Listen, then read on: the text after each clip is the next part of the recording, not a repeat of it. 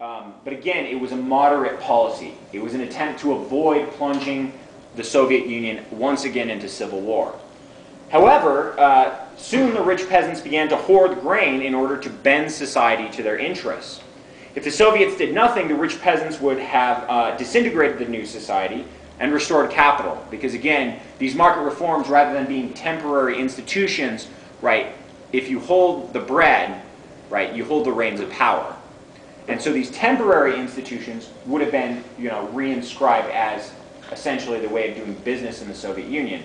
And that would have put the rich farmers basically in the driver's seat. So a new consensus emerged that collectivization would halt the return to capitalism.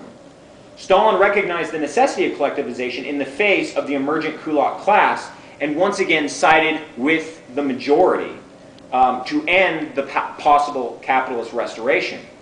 The kulaks, of course, resisted the process of collectivization.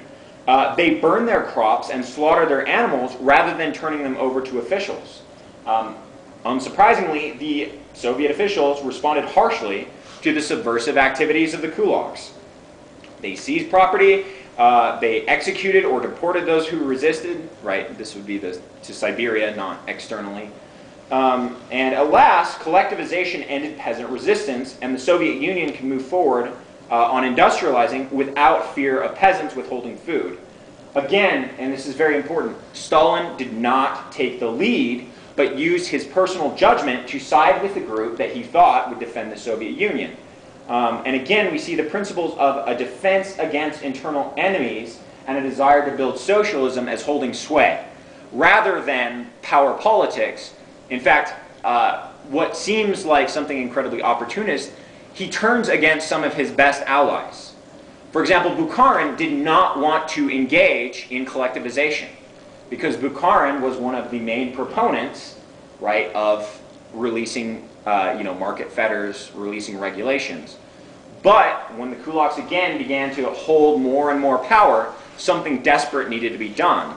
And Bukharin, who again viewed Stalin basically as a stooge and someone who would support him, was sadly mistaken when Stalin basically reinstituted war communism and institutionalized it rather than making it a temporary policy. So, of course, during this entire period, right, from the time of Lenin's death to the end of collectivization, right, which is going to be 32, 33, the character of the international situation changed drastically, right, after the collectivization ended in the early 30s. Hitler and Mussolini led the rise in fascism across the globe that threatened once again to engulf the Soviet Union in war. The Soviet Union attempted to build coalitions known as popular fronts against the fascists within the fascists' own countries, but also within other countries in order to stop the spread of fascism. The Soviet Union during this time began to fund the Spanish Republicans, or more precisely, to arm the Spanish Republicans in order to prevent the nationalist forces from taking over. And it's worth noting that England, France, and the United States not only refused to aid the Spanish Republicans, but actively worked to prevent aid from reaching their governments. The only exception is France went back and forth on whether they would allow volunteers or aid to come through their borders. But again, it's often given as a purely calculating, self-serving, right, power play by Stalin to gain international recognition. But as a matter of fact, the Soviet Union was one of a few lone voices internationally willing to stand up to fascism at this time. So again, we have here a principled defense, going back to the three principles, to prevent an external threat from toppling socialism in Spain, but also, right, ultimately turning towards the Soviet Union. Along those lines, the Spanish Republicans completely failed to gain any important objectives from the fascists. The Spanish Republicans did not form a unified government, but stood as a coalition of Republican liberals, communists, anarchists, syndicalists, trade unionists, and those basically just generally opposed to fascism. These groups remained fairly autonomous and free from any central control. And these groups not only resisted the central government's efforts to a coordinated defense, but often engaged, as Nathan said, right, in skirmishes against each other.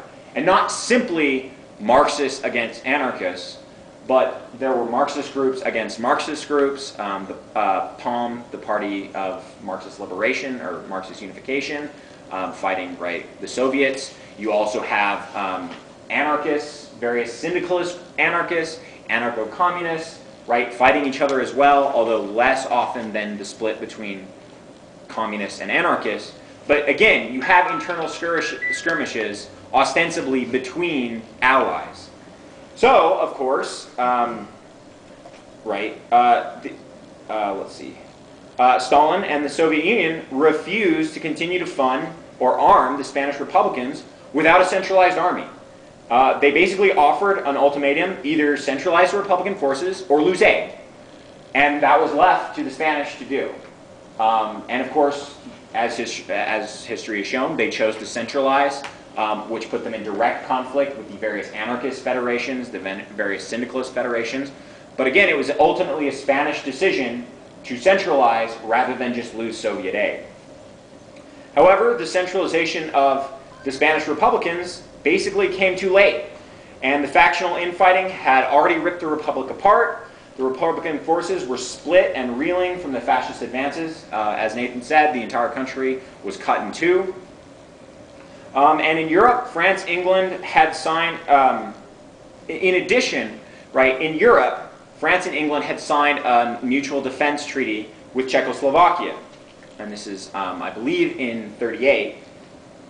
And they actually ended up demanding that Czechoslovakia give up the Sudetenland, its most defensible area, to Germany in the name of peace, right? This is Neville Chamberlain causes Czechoslovakia to give up their land, you know, so that he can secure a peace for our time, as he calls it.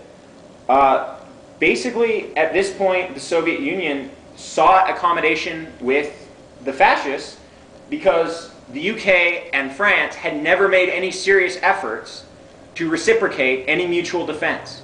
They had not come to the aid of the Spanish Republicans, and we had just seen in Czechoslovakia, they had literally sold out an ally that they had a mutual defense treaty with. And keep in mind, Czechoslovakia was not socialist, right? It was a good, liberal, capitalist nation. Of course, the Soviets thought, why wouldn't they sell us out at the drop of a hat? I mean, that's a perfectly reasonable position to have. So, of course, they figured, why not seek accommodations with the fascists, right? Because the UK and France completely refused to join an anti-fascist front. So, of course, this led to the accommodations, which included the restoration of the Baltic states and the Eastern European states under Tsarist control, right? And this would also be the partition of Poland. This is Latvia, right? I mean, Baltic states, you know, Estonia. But again, these were part of Tsarist Russia. So we're not seeing any necessarily imperial ambitions, but we're seeing the Soviet Union that has no real way to go, making accommodations with Germany, because essentially the UK and France are completely unreliable in any way, shape, or form. And of course, you'll notice I didn't mention the United States, because at this point the United States had completely isolated itself, more or less, from world affairs. And it's a desire to protect socialism, right, the Soviet Union proper.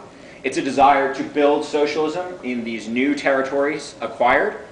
And also it serves as a buffer against, right, the fascist invasion. And it's worth noting at this point Stalin's conception of the resources at his aid. And he makes two big distinctions. He says, and by the way, all of these quotes will be from On the Foundations of Leninism by Joseph Stalin, which again would be the best place, one of the best places to go to get his ideological view.